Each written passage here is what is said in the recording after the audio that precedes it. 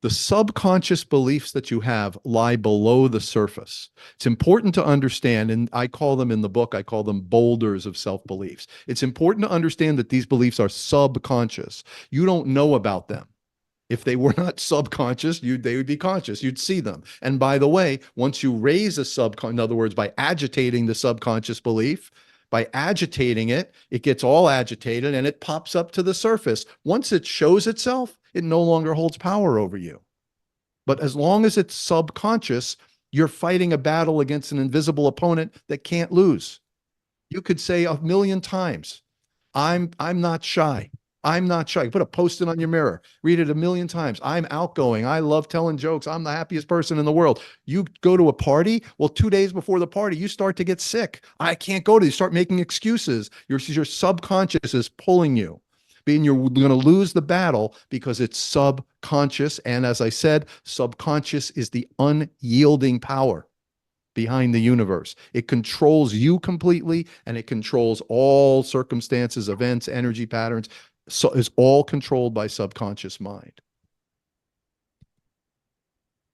In this analogy, also from the book, I imagine I show a person sitting in a seat in an airplane looking out the window. They look out the window in the airplane and you see the world go by. You just see these experiences go by and you believe they're random, but they're not. They're caused by your subconscious beliefs. So what I tell you to do in the book, your life is going 100 miles an hour right toward your subconscious belief. Why am I this? Why? Well, the answer why you are this way is because that's what you believe about yourself. It's not your fault. You were 2 years old. You were 6 months old when this trauma happened. You were 4 years old. You don't know why. You don't remember the trauma. You don't remember any of it. You just know that deep, deep, deep inside, I'm not worried, or whatever it might be. I always say negative, but it also can be positive things. Your life is driven by these subconscious beliefs and these experiences that you experience in the passenger seat.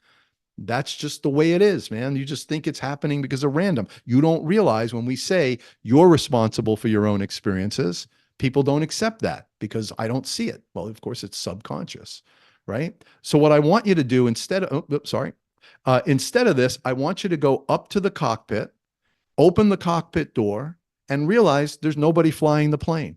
The plane's just going right towards your subconscious. You can grab a hold of the wheel and start to move your life in a different direction. But the only way you're ever going to move your life in a different direction, in other words, the only way you're ever going to have different experiences is if you take control of the wheel and start reprogramming your subconscious. And the way we do that is by disrupting the subconscious.